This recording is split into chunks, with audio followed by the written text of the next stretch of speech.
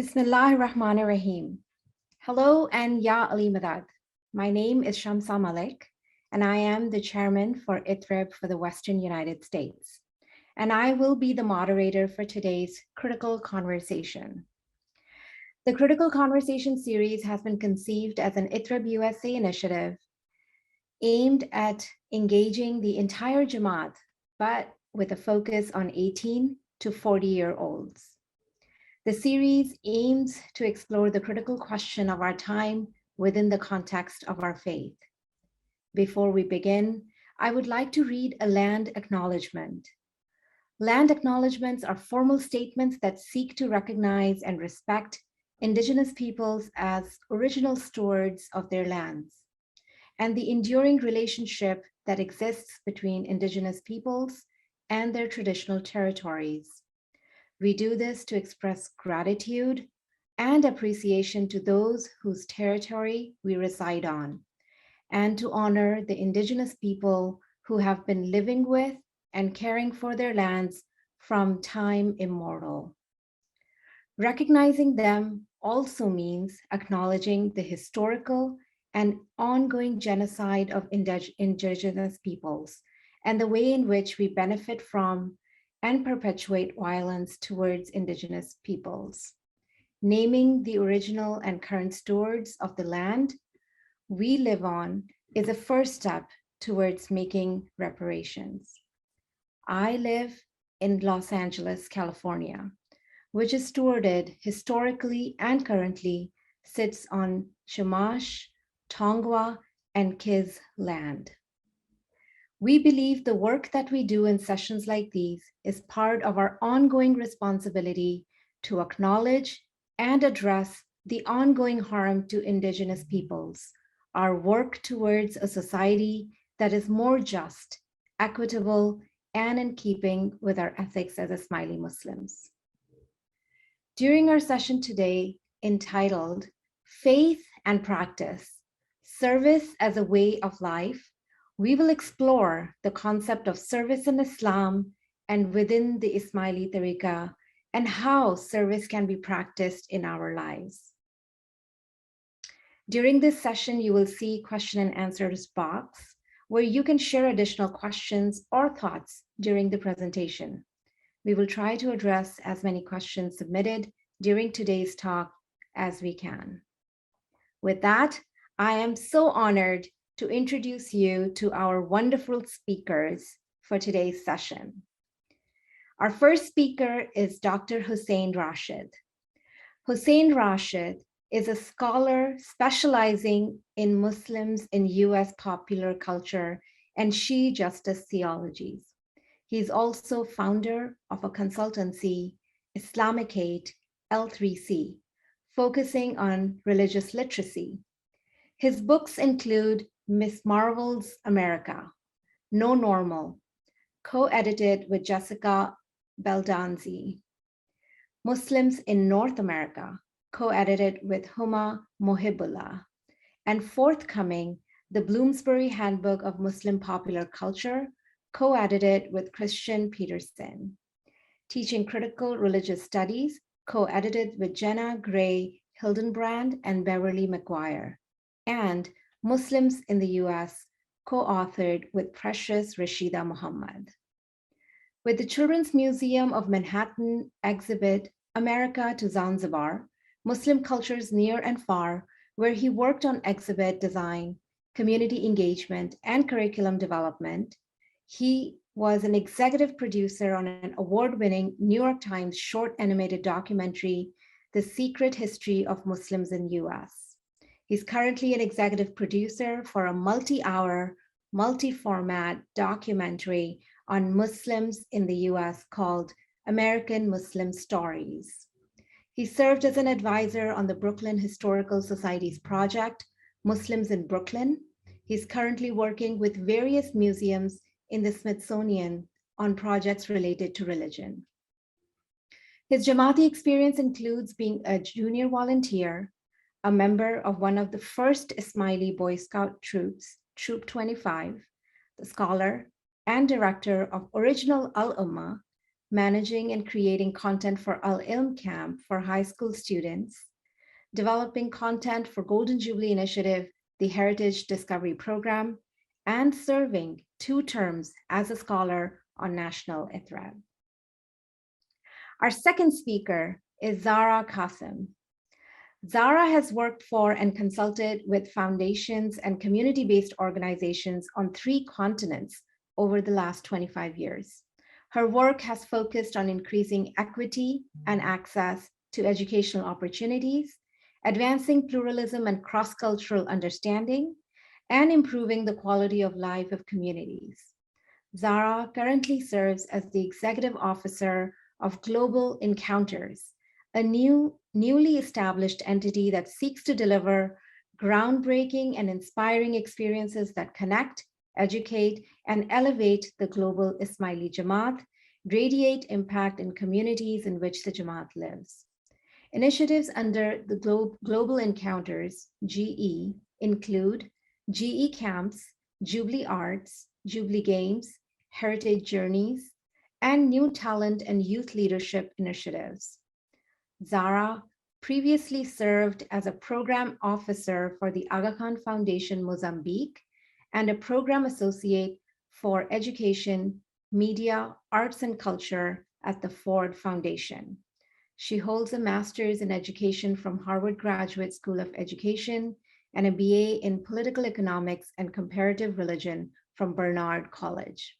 In her spare time, she likes to take popsicle walks with her kids, devour political commentary, wander through old cities, and doodle. I'm so excited and thrilled to have you both here for this conversation and really looking forward to it. Before we dive in, I'd like to note that the views of our speakers expressed during this course of this discussion are their own. Now, let's dive right in. This question is to both of you. As we begin, could you both share more about your personal lives and what service means to you? And how did you start in service? Zahra, would you like to take this on? Sure. Thank you, Chairman Shamsah. First of all, I just want to say how happy I am to be here and to be with you and Hussein. I feel like it's coming back to old friends, and I'm really looking forward to the conversation today. I would say, and I think this is probably true of many of the people on the call today, is that service has been a part of my life, my family's life, ever since I can remember. I grew up watching my parents serve, my grandparents, my aunts, my uncles. Actually, I can't think of a single significant adult in my life who wasn't contributing to the community in which we lived. I mean, we were a really small Jamaat. And it was just embedded. And all of the kids, were junior volunteers. We vacuumed kane and wiped down pots and served water to seniors and, decorated the halls during kushalis. And I think that was just, part of what we did. I was lucky to also go to a high school and to a college where community service and civic engagement were championed, and there were lots of opportunities to serve. So when I was in high school, I was part of the Key Club, and we went and served at convalescent homes and did work in underserved schools and delivered Meals on Wheels. And I think it gave me an opportunity to meet and see people and connect with people who were different than myself. And I think faith, for me, like service is so interconnected with faith, and it's so central to what being a human is.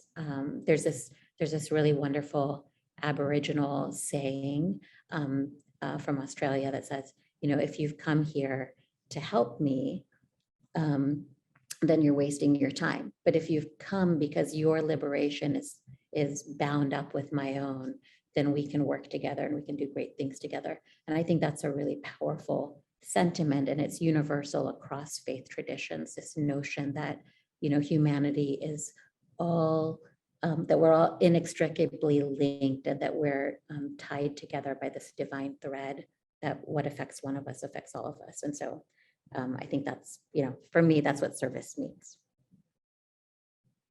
Thank you for sharing those, wonderful thoughts and how it started very early on in your life. Hussein, how about you?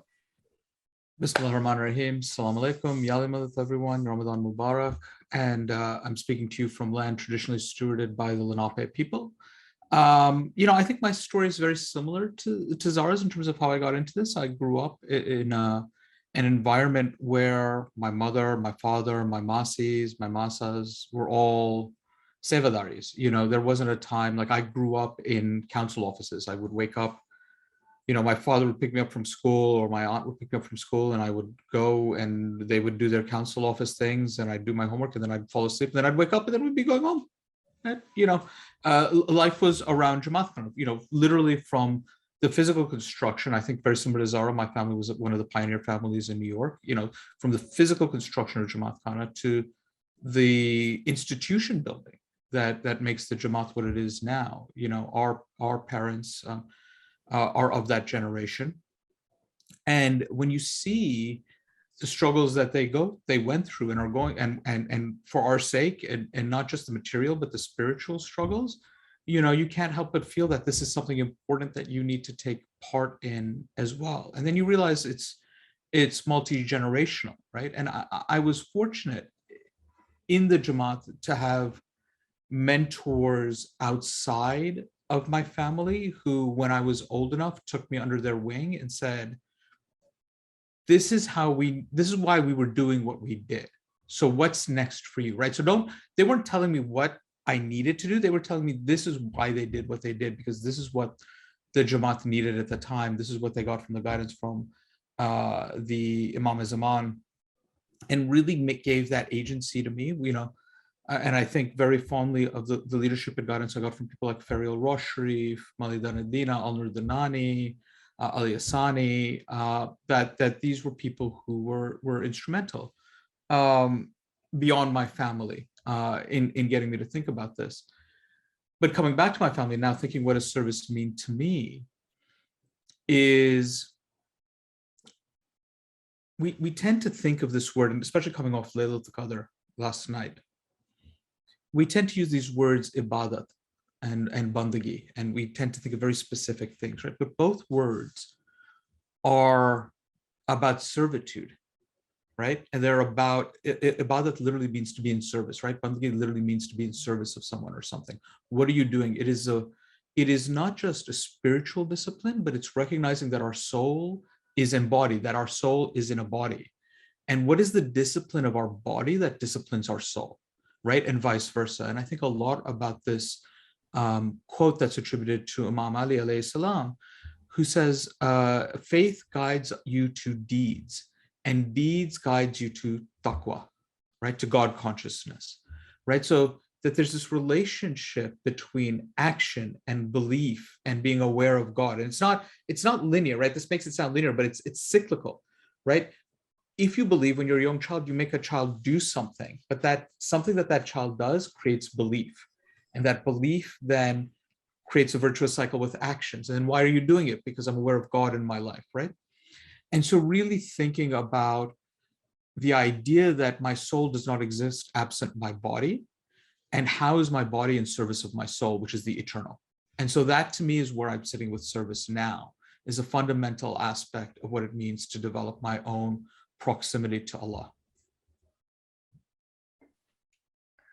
Yeah, very profound thoughts, Hussein. Especially, obviously driven by the understanding of your faith, but also this huge role that, there was about mentorship and service around the people that lived with you, within your family, outside your family. And that's so profound in both your service journeys, about how people in the community have shaped the way you think about service. Hussein, if I can push on you a little bit more, since you are a scholar, we hear about this really long history of faith tradition within our Tariqah practice, within our religious understanding. If you can share, like, how is this concept grounded in the ethos of Islam a little bit further for us? Yeah, thank you, Shamsah. I think there's so many ways you could go with this, right? You cannot look at Muslim history and not look at service at every different point, right? I mean, it's Ramadan right now. One of the traditions during Ramadan is that you read a portion of the Quran every night, which is I've been doing. And you see these bits in the Quran where it says, if you give charity, it's good if you say that you've done it, but it's better if you do it without saying anything, right? That if you do anything in service of somebody else, but you make them feel bad about it, then it's not actually service. So this idea of khidmat, of kindness, of service keeps coming up over and over and over again. Don't come to the Prophet sallallahu alaihi wasallam. You don't come to the Prophet's house without bringing an offering, right? Because you're the mehman, you're the guest. So you don't come without bringing an offering to the Prophet's house. So you can look at from the Quranic level to the Prophet. We see this in our Talim, the woman who's throwing garbage on him, right? And then stops, and then he goes and sees what this woman is doing. That is an act of service as well, right? We take it as prophetic role model. And it is, right? It is sunnah. It is part of that prophetic role model that we strive for. But it is also an act of service to the community. Somebody in the community is absent. And it doesn't matter whether that person is Muslim, whether that person is of a different gender, whether that person hates you. They are of your qawm, they are of your ummah, they are of your people. You are responsible for them, right? And there's a deep sense in that. And we can go through this with all the imams. There's a beautiful story told about Imam Ali, who he sees a woman carrying water from the river, like a bucket of water, 2 buckets of water that are sort of yoked. If you've ever seen these rods that sit across someone's shoulders with the buckets on either side. And he sees this woman, and he goes up to her, he says, to the woman, he says, "Can I help you?" And she says yes, and she doesn't recognize that it's Amirul Mu'mineen. And he helps her, and he picks the water, and he says, "Where's your husband?" Because he sees that she's got children. And she says, "Oh, he died fighting on behalf of Commander of the Faithful, Amirul Mu'mineen, Imam Ali ibn Abi Talib." And he says, "Oh, I'm so sorry. Can I help you in any way?" He still doesn't reveal his identity. He says, "Yes, if you could watch my children while I cook." And he sits there watching the children. And then the neighbor comes over and says, "Oh, woman, do you know who that is taking care of your children?" She says, "No, he's this nice man who offered to help me." He says, "That's Amirul Mu'mineen." And she seeks forgiveness. And she says, "No, I'm the one who seeks forgiveness from you, because it is incumbent on us to take care of the widow and the orphan, and that you had no one to help you when your husband died is my responsibility." And so even in that, you hear the imam, who's being referred to these people as Amirul Mu'mineen, is sitting there and taking care of the children, right? In other words, there's nothing beneath the imam. And that too is a role model for us, because that's service in community, right? It's thinking about what is our obligation. If the imam can take time to be in service in community in that level of intimacy and that level of detail, then why do we ever have an excuse not to, right? If Amirul Mu'mineen can do that, why can't we? And so for me, I can do this for imam after imam after imam, where you have these stories of the imam going amongst the people, being in service amongst the people. That is our history, right? It is the physical service. It is the knowledge service. It is the monetary service. You don't get away from it. You cannot claim to be a murid as part of the Ismaili Tariqah and get away from service. And it's foundational to our, but it's not service. Again, and I want to be very clear. It's not service in the sense that I will do this good thing and it will get me X, Y, Z. But it's because this is a fundamental part of what it means for me as a Shia Imami Ismaili Muslim, to cultivate the relationship, the Murid Murshid relationship, to cultivate the relationship between myself and Allah, that this is an inherent part. It's not, the second we make it just about the body, we've lost sight of what it is we're doing. So, khalas.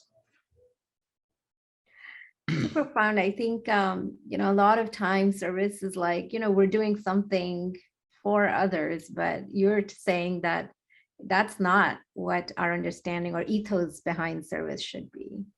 So very, very profound. Thank you for sharing those thoughts. Zahra, if I can bring you in for this next question. You have spent most of your life serving either within the institutions and now, like as like AKYSB chairman and a couple of terms on the National Council. And then now you're part of the Imamate institutions as the EO for Global Encounters. Can you share the impact that this service has in your life? What has motivated you to keep on going in this particular journey?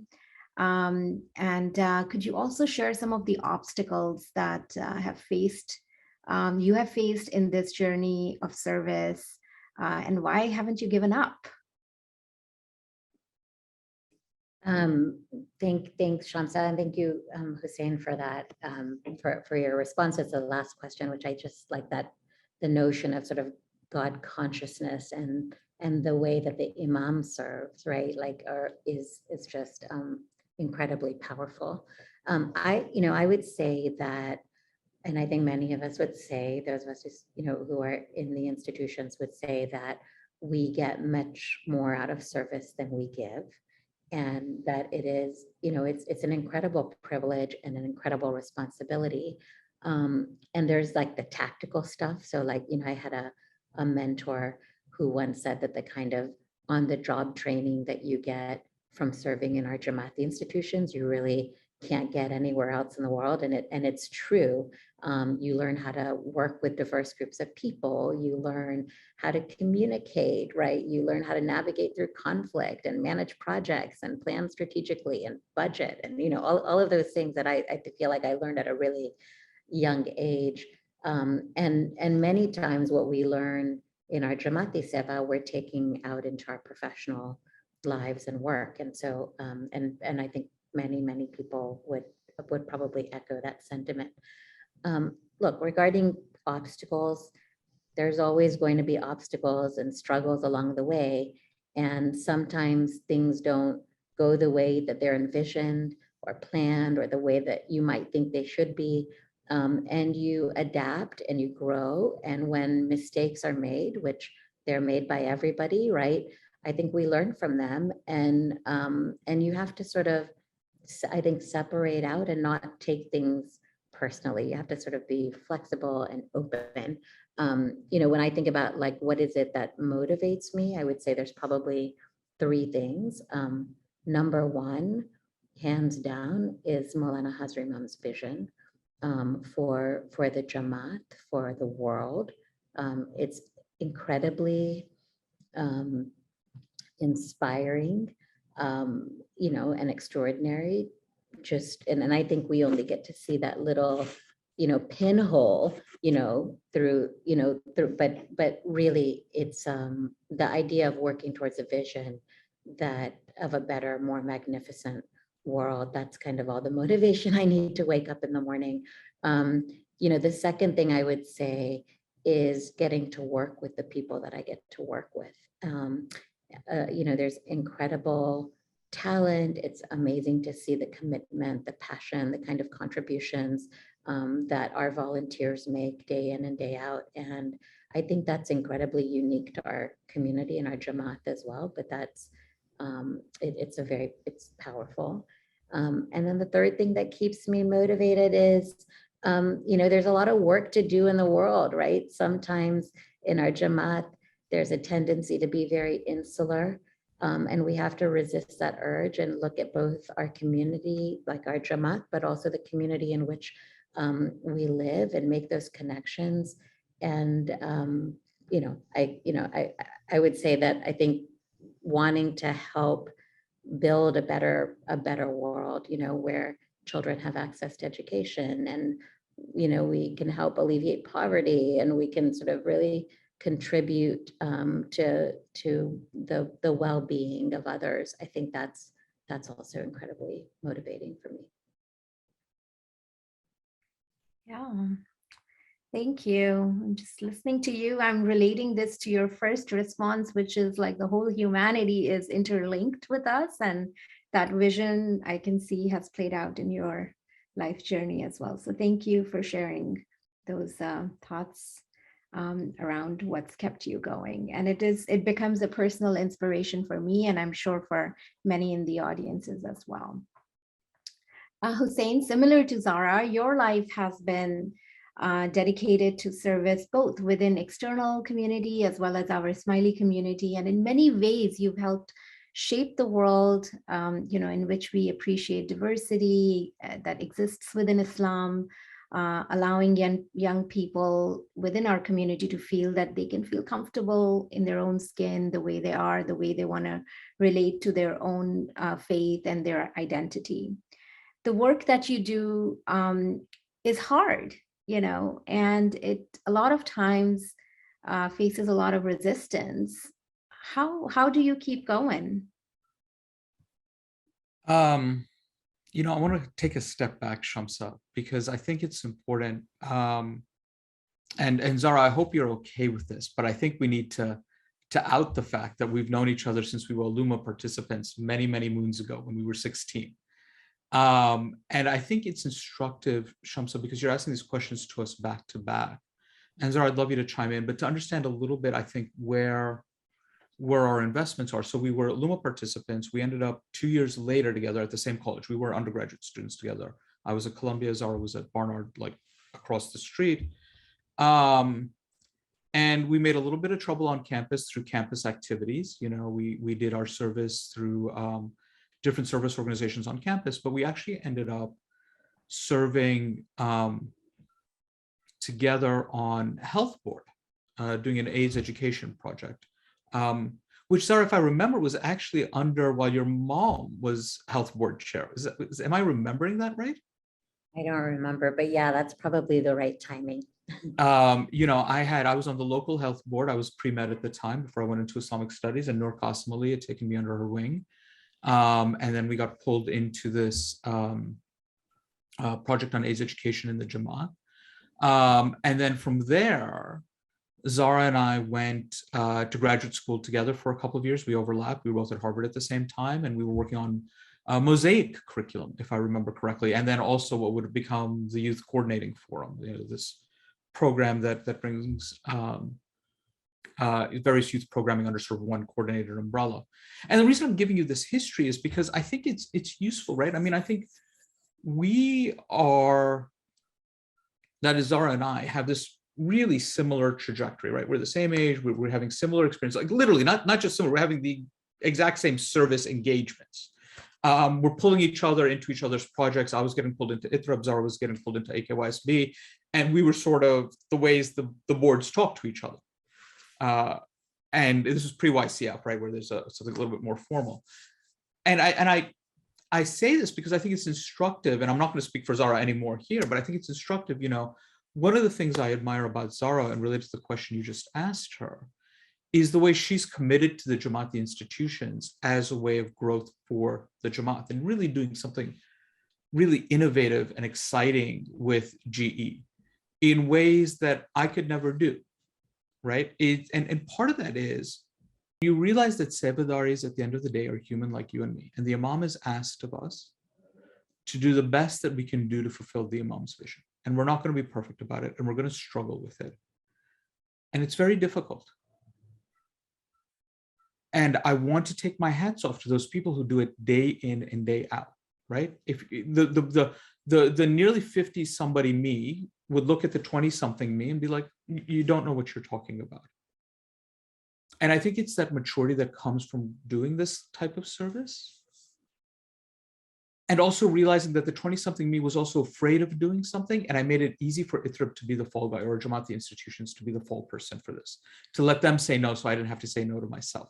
Because a lot of the work we do is very, very scary. It really is, right? If you think about, I'm taking care of, responsible for religious formation for a 16-year-old.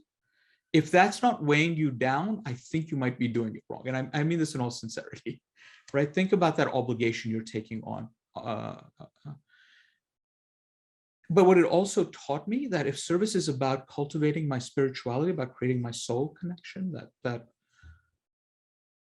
I couldn't do it through the institutions, because the weight and the expectations of myself and the people who I was serving with, I couldn't fulfill it in the same capacity, right?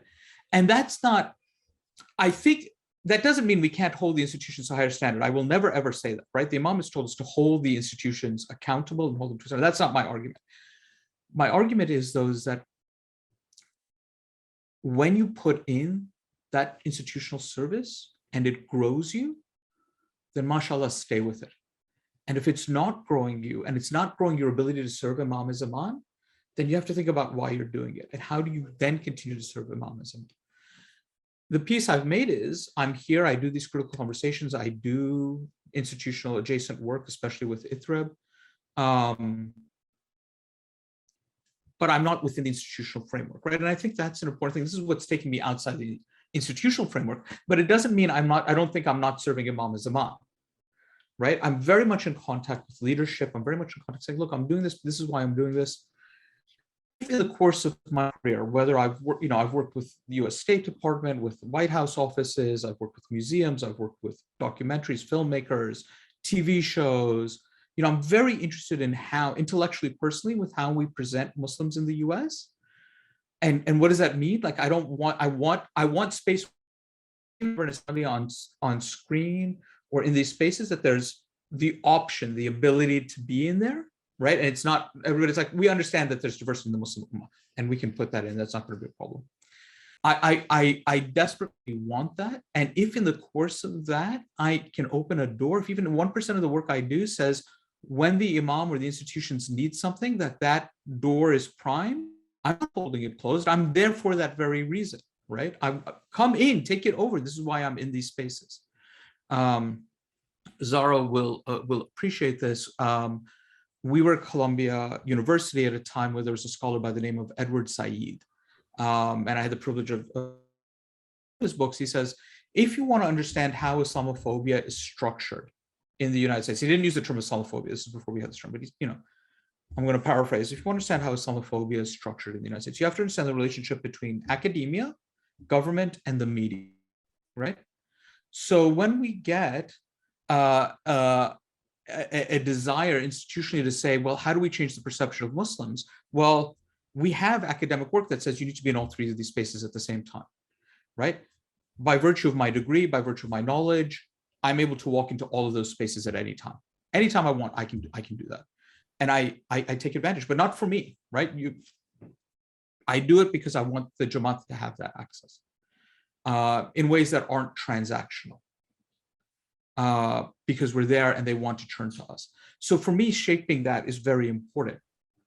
And I'll tell you, 10 years ago, I really struggled being against Islamophobia, running against this friction of Islamophobia. What do you mean there's diversity in Muslims? The Wahhabis are the true Muslims. And, I'm like, astaghfirullah, let's not, let's have a conversation here.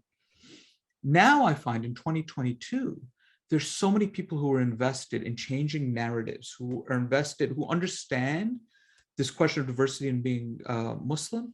I actually find that a lot of the education I'm doing now is back within the Jamaat. We have these non-Jamaati programs. We have things like the Aga Khan Award for Architecture. We have the newer Aga Khan Music Awards. Am I getting the name right? Yeah. We have all this work through the AKDN and its agencies that really accept and project this idea of diversity within Islam. And then we have this curriculum, this Talim and STEP curriculum and some of the secondary material, including the new Aleph curriculum that gets into, or the new Aleph project, I should say, that gets into this diversity of being Muslim. But the thing is, I was there with the original Talim rollout. We've had a generation of this conversation, and people are still struggling to internalize what it means to understand the diversity of Islam. And why do we do culture, right? And just like I think for me, service is embedded, is an expression of our ethic of religion, as an ethic of what it means for us to be murids, as an ethic of what it means to live our life, right? In other words, we can't separate din and dunya. For us to be Muslim is to act in the world as a Muslim, to act as an Ismaili Muslim. In the same way, when we look at culture, then we say, oh, I understand where having a picture of Hazrat Imam in a tariqah space makes absolute sense, because you can go to these Sufi lodges and you'll see these same pictures up, or that we have a tariqah practice that's different than a Sharia practice. Oh, we see all these other Muslims having these tariqah practices that are different than Sharia practices. But if we're so caught up in saying, why are Ismailis different, instead of saying, why is the Imam teaching us this way about culture? then we'll never understand the depth of what the Imam is offering us in terms of understanding of our own religion, right? And so for me, every bit of action that the Imam takes for the sake of the Jamaat is always an invitation for us to reflect on and deepen our own understanding of Deen and cultivate our deeper sense of Iman. But I think we get so caught up in other people's Zahiri questions that we're not getting invested in that. So for me, this space of Muslim change narrative is not just work outside the Jamaat, but I think we tend to follow popular culture. So if I can get everybody else talking about this diversity, then maybe the Jamaat will understand it a little bit better, right? And extend that invitation that the Imam has extended to us, extend it outwards, that we'll take it more seriously internally. So that's sort of where my thinking is in the current day. But again, I want to point out 10 years ago, it would have been a totally different answer because the world changes, right? And we are children of Imam is Imam. We are children of the Imam of the time. And that means the way we understand, the way we act in the world changes on time. Well, it's very exciting to see this narrative change in our, in just a decade, and you reflecting back on how your work has responded to that change in our culture, our understanding, and very profoundly articulated, how, our culture becomes like exposure to different culture becomes a source of understanding our own practice, our own tariqah. So thank you so much. Zahra, did you want to add anything to that? No, I would just say, I mean, I agree with Hussein. I feel like the work that the Imam is doing, particularly in the space of culture, I mean, that it's, and culture as a vehicle for what ends, right? Like if you kind of think about it, for people to know one another, for, to advance an understanding of that diversity and pluralism, and not just in the Jamaat, but in the Ummah, for development, right? I mean, it's powerful, and I think, lots of sort of just reflecting on what you're saying, Hussein. I think there are lots of connections between even what does it mean to be human, and what's the role that culture can play in bridging some of those notions. Yeah, I feel like I've also moved, and I think many people have probably, around this sort of this Islamophobia front too, right? I think we're fighting different battles. It's still there. It's not that it doesn't exist anymore. It's just that the way in which we're all addressing it, I think, has changed. Yeah, and I think for me, Zahra, just on Islamophobia, right, is why am I caring about somebody else's story of who I am? I need to tell my own story of who I am and who the people I love are, right? And that's, and who do I love? I love who the Imam loves, right? Because that's the other thing that's incumbent upon us. And so telling that story, I think is so important. Why do I care what anybody else thinks about me? It feels weird saying this, you can do this at 50 that you can't do at 16. Well, I remember being very, very young after 9/11, living, a young professional living in New York. Hussein, you and I were there together, like in New York and Boston at the time. And, and I remember, people from the IIS coming to New York, and we had this debate, right? Like, if young Ismailis who had just experienced 9/11, and we were sort of saying, we need to be out there with a different story than, right, explaining what Islam is. And I think that was, and the response at the time, which now I can very much come to appreciate, is that we don't have to be apologetic, for who we are. And I think that's, and I think that's, in a sense, Hussein's resonate, what you're saying sort of resonates, right? Is we can tell our own story about who we are. Yeah. Thank you so much. I'm going to switch gears a little bit. This next question is to, again, both of you, and it's about time. And it's, this understanding that in this world where glorified success is through job titles, salaries, material accumulation, donating time and knowledge in a system that's not very easy to serve in altogether, we don't get recognized a lot of the times for the time we put into the institutional work. And this all seems sometimes antithetical. So how do you make it, make sense of volunteering within our Jamaati institutions? it's about time, like time being so valuable. What is the value of time that individuals spend in institutional work, in short? Look, I think there's a lot of people who probably feel that way. And my answer often when I hear that question is that, we should all be reflecting deeply on what our motivations are to serve and on the question of purpose. And if you're only in it for the motivation or for recognition or for some other external factors, I think service both in the Jamaat and outside of the Jamaati context is going to be really hard. Look, I think about this a lot as a parent, right? My kids are like Hussein's kids, second generation Americans. They're growing up in third generation. Third generation. They're growing up in a Disney TikTok culture that reeks of individualism at the expense of community. And it's a popular culture of me, right? And we see that everywhere from the desire for material wealth and gain at any cost to the divisive political culture that we have in our country.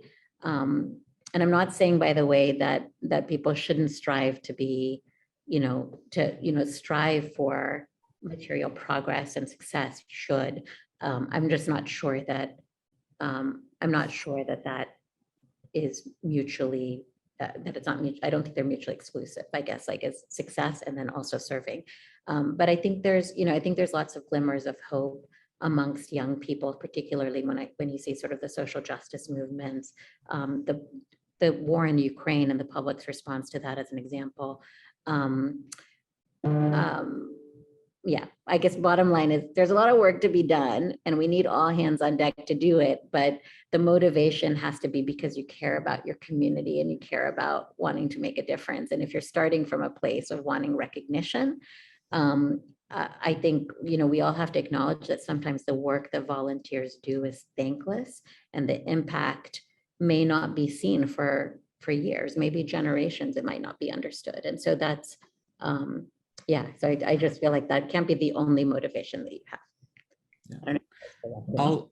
I'll echo Zahra here. I'm very proud of my time as a junior volunteer. It was very formational for me in hindsight. And, the badge says work, no words. And it comes back again. I mentioned this Quranic ayat, right? That it's, if you give charity and people know it's good, it's better if people don't know, right? Like anonymity is built into it because it's about controlling your nafs. It's about controlling your ego. You do this because it is the right thing, because it's the ethical thing. You don't go around saying, look at me pray. You don't go around saying, look at me feed. Like this is, it's, you lack adab. You don't have the manners, the correct behavior in this, right? And when you're serving for the sake of Allah, for yourself and your relationship for Allah, then what do you need the recognition for, right? The Imam knows. Allah knows. What are you searching for? And you asked this question about time. And I'll be very honest, in my own experience, I will tell you everything outside Jamaat Khana. I will tell you what I do. I will tell you, because that's how you function in the world outside Jamaat Khana, right? I need that outside in order to get access in these spaces, in order to do what I do. But in Jamaat Khana, what's the point? Everybody has done something amazing, because every murid is a murid of the Imam. That means they are amazing in their own right. Okay? Because the Imam has said so. Done. Okay? So there's no point in that. And it doesn't allow you to progress the work, because then the work doesn't become important, the people become important. But that's not how it's supposed to be, in my opinion, how it's supposed to be done. But when I was younger, I'm going to keep saying younger, when I was younger, and I felt, why should I be the one doing this? I should be the one doing this in Seva. I should be the one doing that on Seva, because I know. And there was never enough time to get anything done, because I wasn't doing Seva, right? I was doing work, which is different than Seva. And then when I said, I will be where the Imam calls me to be, and that's sufficient. If I'm called to do this, the Imam has called me, I will do it. If the Imam doesn't call me, okay, the Imam doesn't need me here. That's okay. And what I found was that I had more time, not because I was getting called less, but because I was being called for things where it wasn't about me, right? The second I let my ego go, that which you're offering is rewarded sevenfold, tenfold. So in offering that time, I had time to do it all. There's never a question of time, right? And I take that very, very seriously, because when you're doing it in a way that you are no longer an obstacle, things come much easier. But when your ego is an obstacle, you go. And I think to this generational point, I will say one last thing on this generational point, and not being known. You know, I've talked about my mother and her sisters and their husbands being incredibly important in my service experience, and I stand by that. And many of you will not know their names. My mother's name is Rashid, and I remember, depending how you count, almost 2 generations ago, my mother talking about, have we been thinking when she was serving on the council within the Jamaati structures, how were you thinking about domestic violence in our Jamaat? Right now, that's 2 generations ago. Now it's the thing that every other Muslim community has been on for the last 10 years is how do we build it, right? And thinking about what that was enabled by that, and names are lost in time, right? And it's a testament to our community and our sense of service that we don't know the name of these sebadaris. And it also makes it very hard to trace the history of our Jamaat in the same way, right? As a story in mind. And so we've got to understand that push and pull that's happening in this process. Yeah, thank you for sharing those thoughts. And again, I'm just deep in thought because, even response to this question is coming from the ideologies that you've shared about your service, and, how it's when you do service, it's unconditional in a lot of ways. And then Zahra, you had said the last time we were talking, when we were prepping, about how these are our institutions. They're not outside of us. And if we need to see the change, we need to be in it to be that change and to do something within our institution. So thank you for offering those wonderful thoughts. I'm going to have another hard question for both of you. One of the greatest challenges that we hear from our younger Murids who are serving within the institutions is, of course, finding that time, but even more than that, they're dealing with the obstacles that we see in service. And I think some of these thoughts are reflected in our chat as well, but whether, it's the bureaucracy or the red tape, or not always agreeing on the decisions or actions that are taken by the leaders in our institutions. And as individuals who've actually served on institutions since graduating from school, what advice would you give to the young folks who are disheartened in their service within the Jamaat? Shamsah, the first thing I would say is, like, when young people feel disheartened or feel like they don't want to serve, that's not good. I mean, I think it means that we have a problem, and that's a problem that institutionally we need to address. And I think we should be, for upfront with that. I don't think I have advice per se, but just some reflections, and you alluded to one of them. But the first is that, these are called Jamaati institutions because they're there in service to the Jamaat. And who's the Jamaat? We're the Jamaat, right?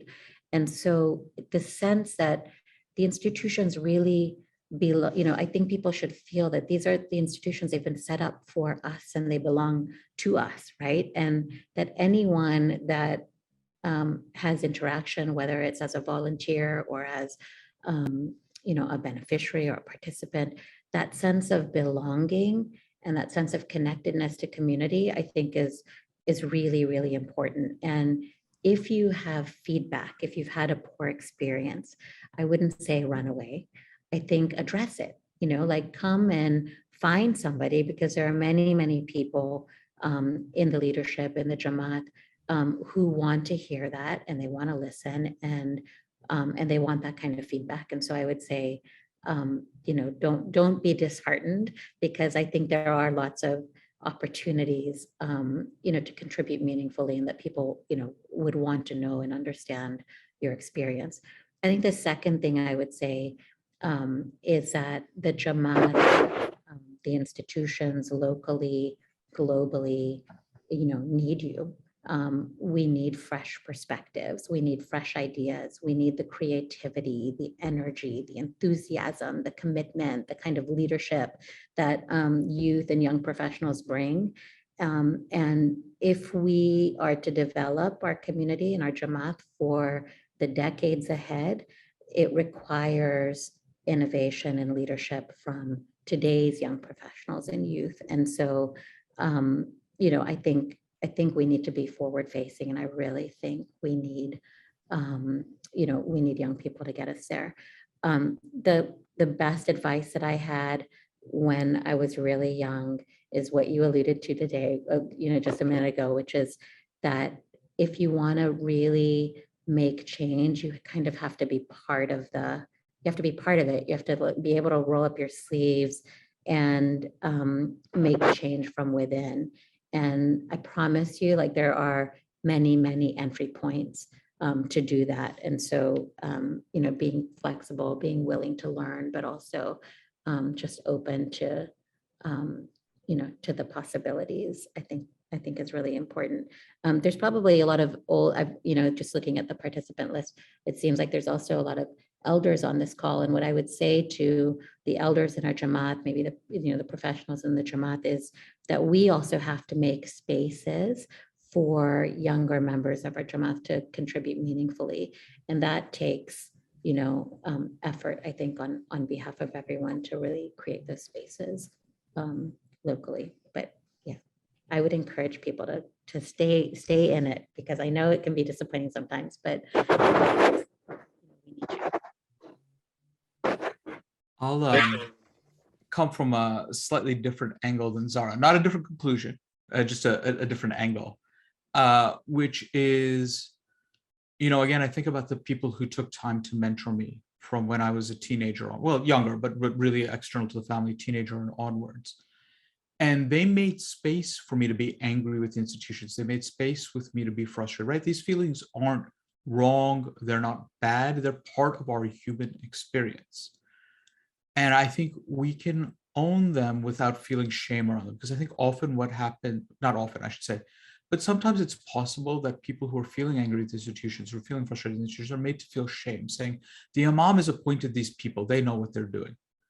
And I think to myself, no, I've been an appointee. I don't know what I'm doing.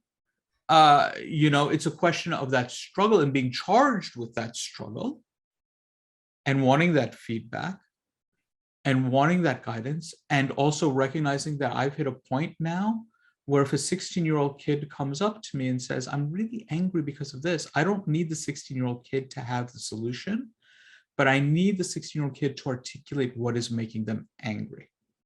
Because then it's incumbent on me to figure out what that solution is, or work with them to figure out what that solution is, right? And it obviously changes at different life points, I think is important, like who's coming to us and how they're coming to us. But I keep coming back to this, when you serve, and we've all been in Jamaat, again, we're coming off the Hilt al-Qadr, and we hear what the Imam is guiding the Jamaat towards. It is inherently a humbling experience, right? The Imam has asked us to do X. Our institutions are struggling to do X, and it's not always going to be easy. But we have to understand as a Jamaat that we don't always hear the instructions institutions are getting. And again, I want to be clear, hold our institutions and our institutional leadership accountable. That is, it is absolutely our duty, and it is fundamental. But do so with an understanding that how are we growing each other rather than simply criticizing one another. And again, you will find, I appreciate Zahra, and this is why I came back to the story of how Zahra and I sort of diverged at some point, right?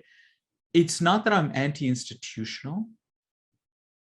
I'm not excessive. I'm not categorically anti-institutional, because I recognize the limitations, but also saying that this is not where my skills are useful and needed, right? we don't need Islamicists in the Jamaat. We have a cadre Wazin who can do this type of work that the Jamaat needs done. That my work is better off outside, where having a professional background in Islam is more relevant, but it doesn't mean I've left the institutions behind. It just means I'm doing something different.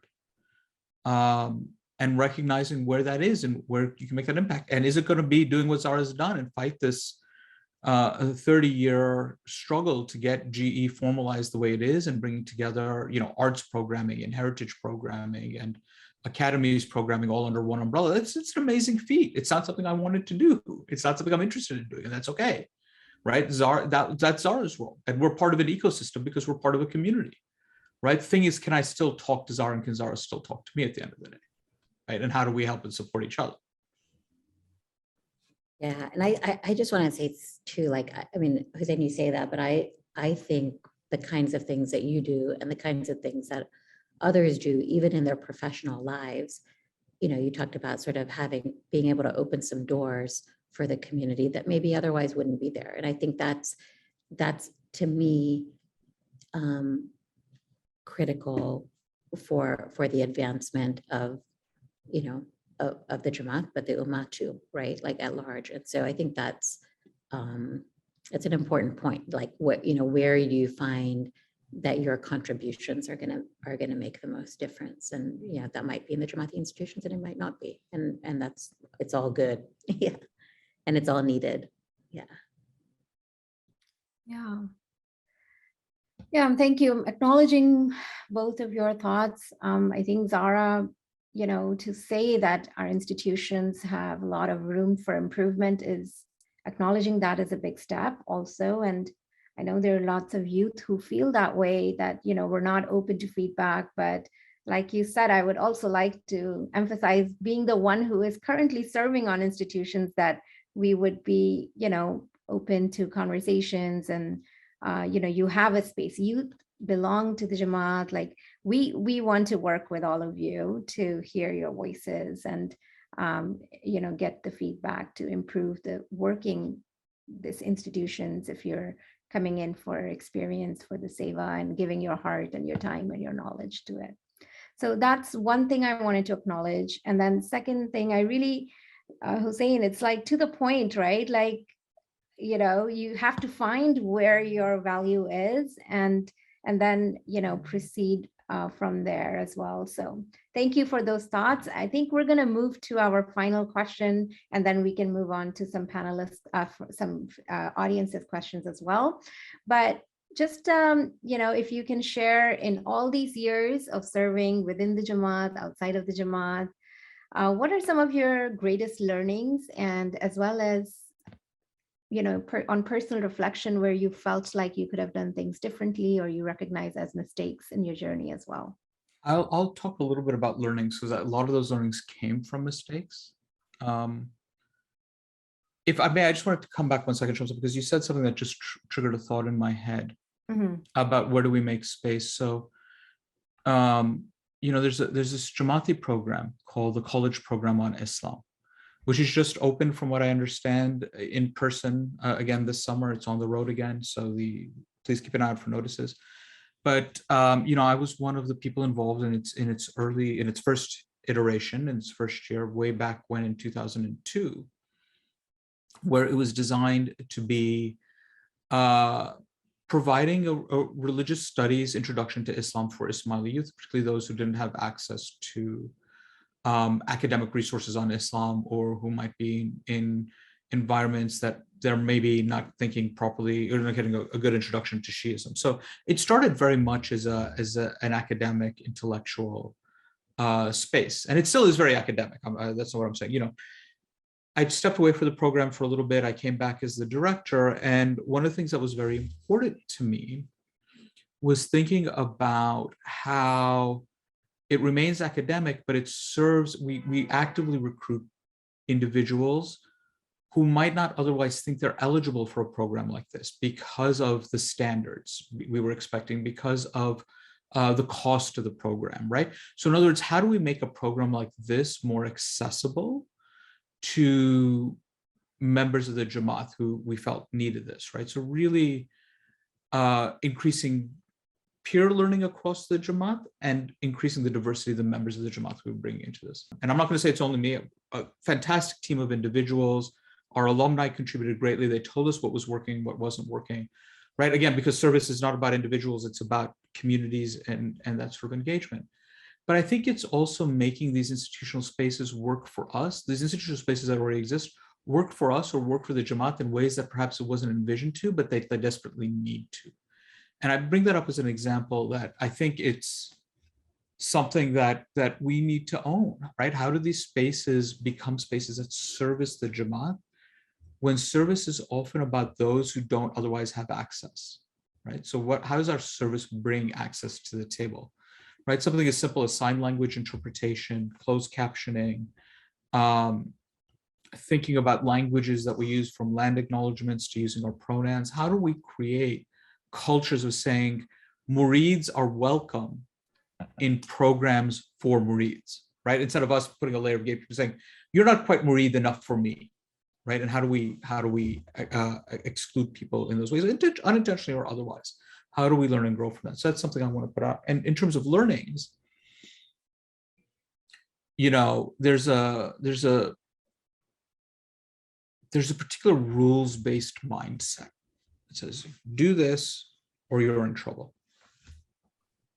And I'm not saying rules aren't important, but I think very carefully about the Imam's declarations, the Imam's pronouncements. And it's never about you're not murid, right? It's never about here is the consequence. We know the consequences. We know what we should do. We know what the consequences are. The Imam always, and I'm going to keep using this metaphor because it works for me, right? But keeps pointing out doors, keeps opening doors and inviting us through, right? It's not that you're outside the level of being murid. It's cross this threshold to come closer in your understanding of what it means to be murid.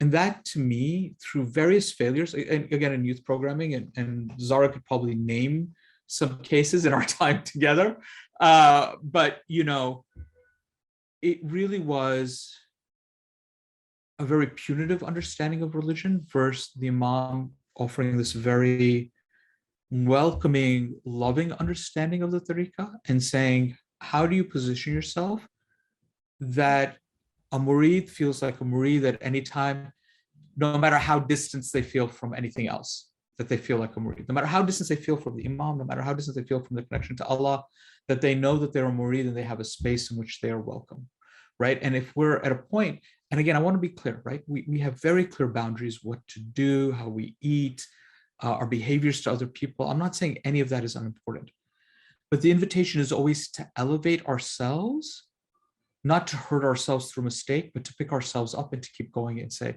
I've lost a step, how do I move forward? Rather than saying, you've lost that step, we're leaving you behind, right? And I think that's always the Imam's vision. And I think that's always been the learning for me, is how do we always say,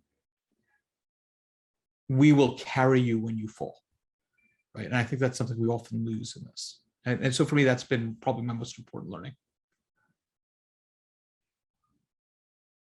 Zahra? Yeah, I mean, it was one of the things that I was reflecting on too, Hussein, is this notion of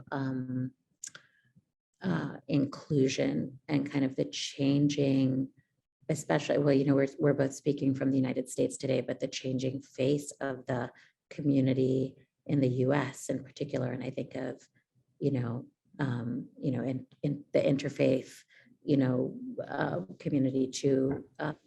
And in addition to the many, that Hussein's already alluded to. And I wonder sometimes about how we ready ourselves, right? And because we as a Jamaat, we will lose one another, right?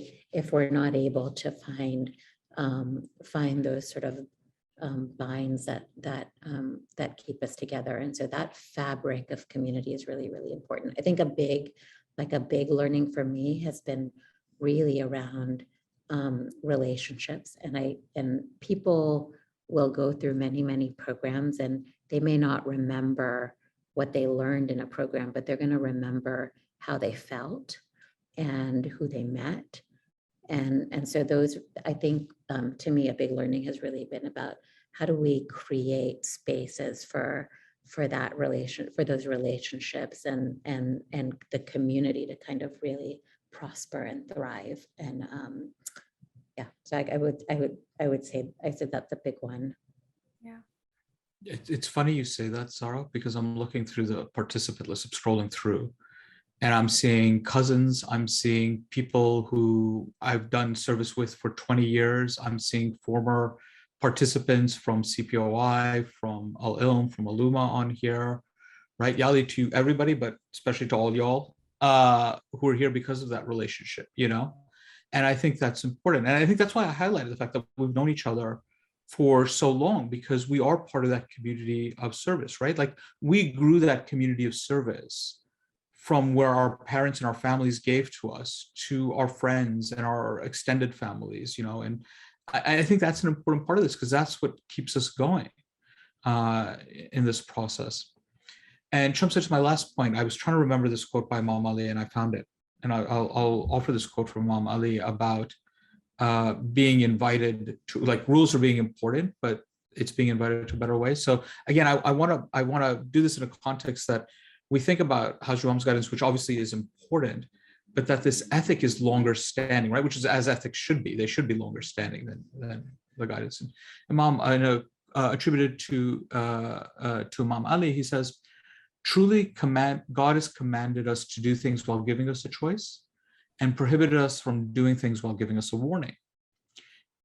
God has given us much in return for little.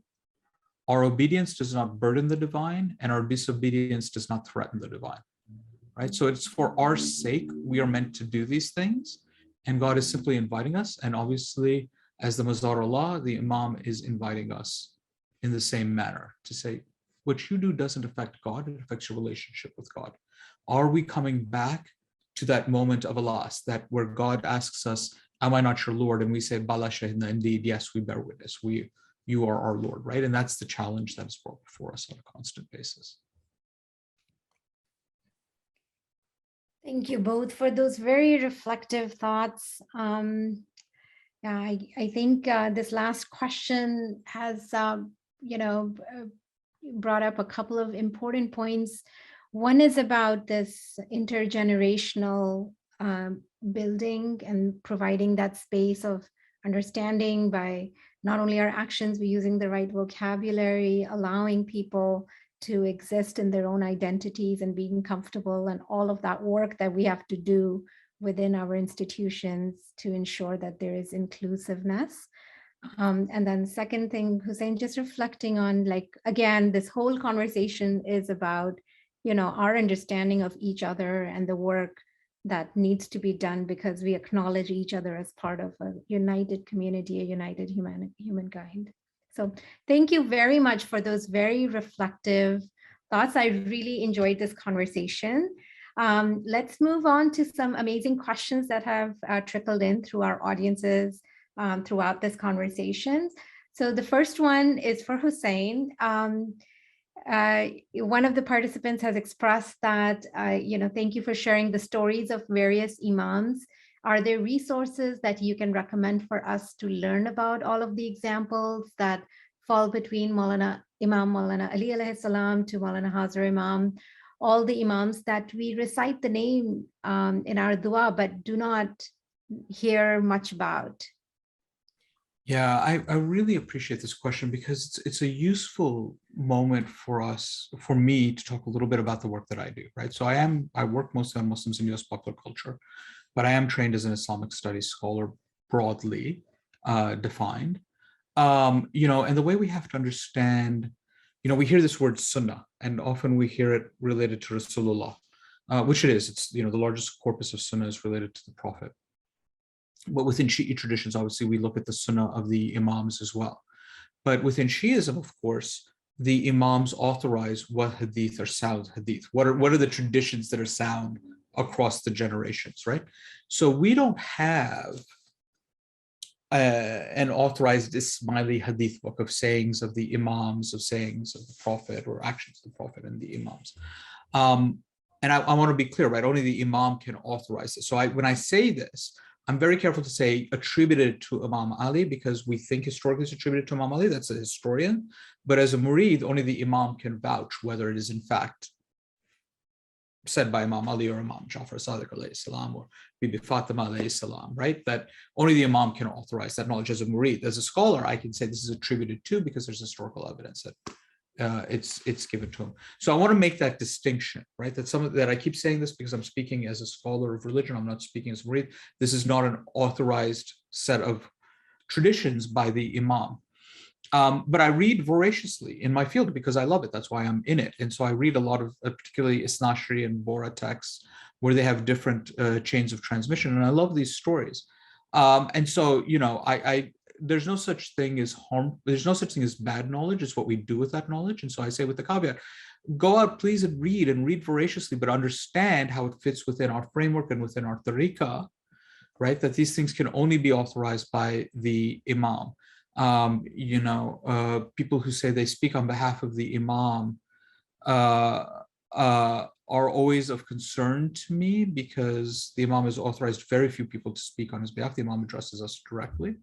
And so I want to put that caveat out there, start structuring this knowledge, start thinking about it, but ultimately remember the source of knowledge, of authoritative religious knowledge is the imam for us. Thank you, Hussein.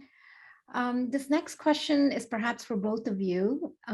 This is a question about opportunities within our Jamaat, our institutions for college students, young professionals, and even mid-professionals. How do we engage this group with Jamaati service and community building?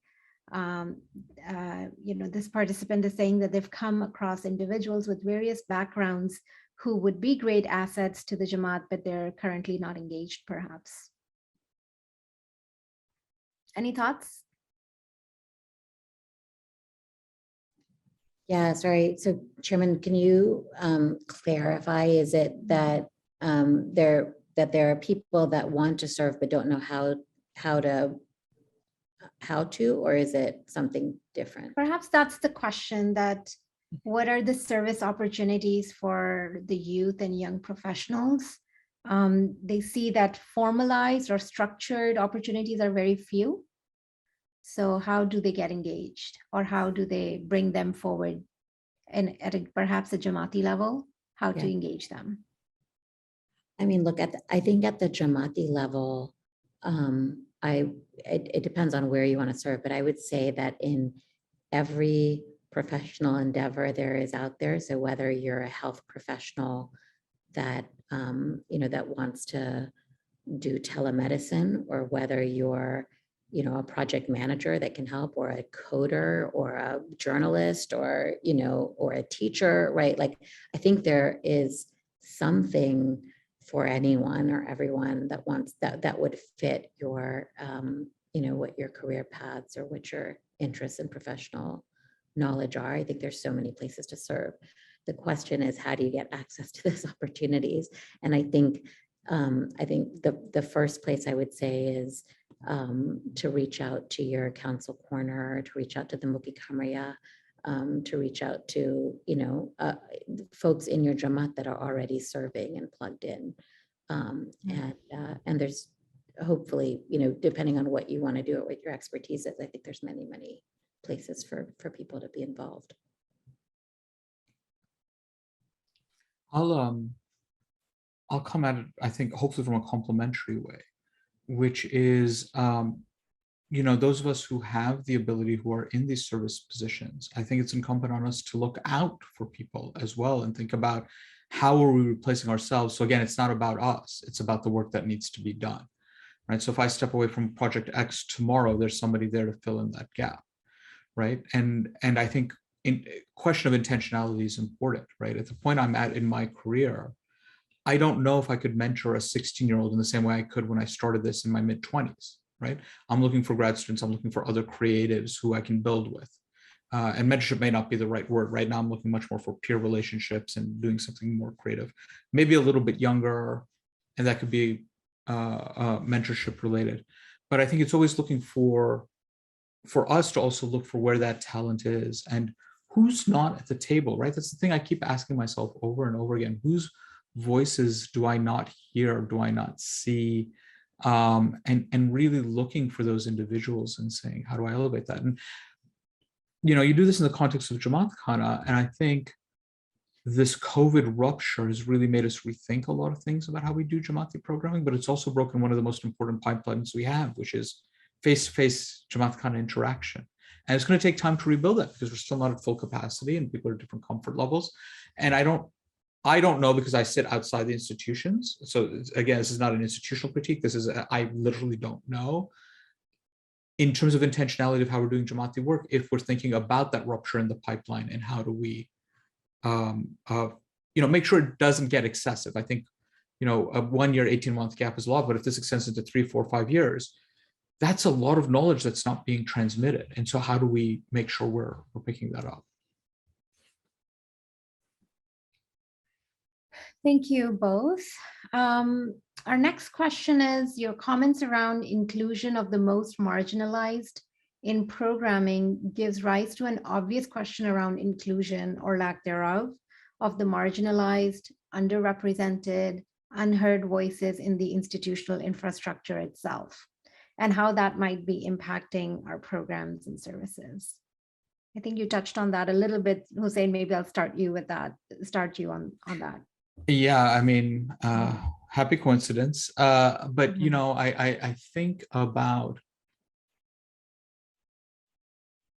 I think about as a teacher, because I do teach university level, and questions of, it used to be called disability accommodations. And I really learned to hate that word because it's not, we're all differently abled, right? We are flat out. Nobody has the same ability. So disability just says, I don't consider your ability worth my time. And I hate that, right? Because what does that say about the person you're speaking to? So it's a question of accessibility. And the thing I tell my students is I think about accessibility in ways that I understand. So videos we watch will always be subtitled. If I can get, right, because it's hard to get some of these videos captioned. I will always, if you need time to read or whatever, you'll have the assignment well in advance and you can schedule the time yourself. I don't do tests because it's stressful.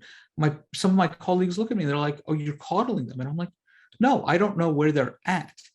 And so if I can make it accommodating to them at the beginning, it actually reduces my overall individual adaptation I need to make.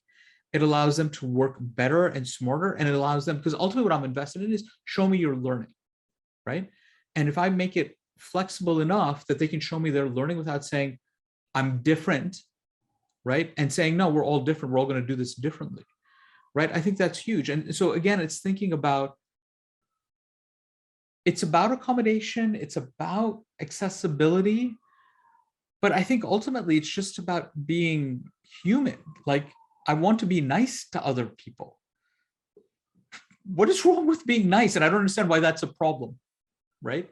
And so saying this Jamaat exists, and I'm not going to think of 100% of everything, I'll think of 20% of everything, and I expect my students to push me forward. But I do it because it's the right thing to do. And I think that's the thing, is who is not here is absolutely the right question. I've made it a point in terms of my own mentorship to make sure that I'm not only mentoring men. I think, in fact, my mentorship the last several years has been predominantly women because they're not represented in the same capacity in our institutional frameworks as I would like to see. Or given the same respect and the same accord, even though they're equally or better qualified than some of the male members of our institutional leadership. I really want us to think about family accommodations when we think about our Jamaati programming. And that's not to say everything is all age appropriate, right? There are things that are age specific, but if we're going to do something for young parents, are we making accommodations for childcare in that time? Right? Or if we're saying there's going to be a council meeting and it's going to, in a particular Jamaat Khana, and it's going to pull 80% of our volunteer resources, Are we thinking about childcare in that time? Right? Like just little things like that I think are really important for us to keep in mind in terms of growing our capacity, because that's how we grow our capacity. We grow our capacity by being decent to one another, not by saying it's about who has the monetary means. It's about how do we as a Jamaat enable everybody to have the means to serve in the highest capacity that they can serve in.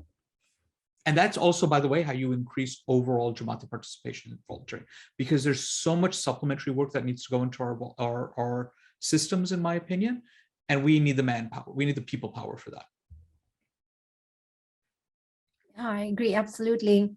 I think we have to be very thoughtful in the way we, provide opportunities for everyone to serve as well. So thank you. I appreciate those thoughts. And well, I know we're over time, but I do want to ask this final question to both of you. You both, when we were asking you questions, shared that recognition should not be the motivation to serve. But what does it mean for how we treat one another in service and how we engage volunteers, or building that capacity within the Jamaat? How do we talk to others about engaging in service? Yeah, I mean, look, I think across the board, right, this is about shifting the culture of inclusion, of kind of how we think about inclusion, right, in the Jamaat. And some of it, we started, you started today's session really around, a land acknowledgement of Indigenous peoples, right? And I feel like maybe the first step is acknowledging, all the different voices and all the different, the presence of everybody in the room. I think, to me, Hussein rightly kind of has talked about what are the kinds of accommodations we need to make in our classrooms, in our programs, in our work. I think in addition to that, it's about how are we making sure that our teams are reflective of all the different voices in the room? Because when your teams are reflective of the diversity, you will, the voices that are shaping all of that work will change. And so, Shamsah, I would come back to the same thing that, we talked about earlier, which is we need to create those spaces, but also I think anyone who cares deeply about the community also, I would say, should come forward, right? And be a part of that, be a part of that sort of landscape of change and the institutions. Hussein, final thoughts on this question? I'll let Zahra close it out. That was great. I got nothing. Okay. Thank you so much, both of you, for a very thought-provoking conversation. I know it was a treat for me, and I certainly hope that our audiences found it the same way. Thank you to all the audience for joining us today. I hope that this conversation was just the beginning of a critical conversation amongst other circles that we are part of as well. Take care, and I'm just gonna talk about some of the announcements before we go. For the recording of this conversation, I hope you all know this by now, but on the Ismaili USA, there is a page called Facets of Faith. Please look out for the recording of this conversation as well as other prior critical conversations on that page. Also, please look out for more information on the Ismaili USA webpage and social media pages for young adult conversations, which are another tool, for these kinds of conversations this week, as well as our next critical conversation. And as you're leaving, there will be a survey that will show up on your screens. We would really appreciate if you take some time and give us feedback about this critical conversations as well. With that, wishing you all a very happy rest of the Ramadan and early Eid Mubarak. We're just a week away, and I hope you all stay well and safe. With that, thank you for joining us this afternoon, and Ya Ali Madad.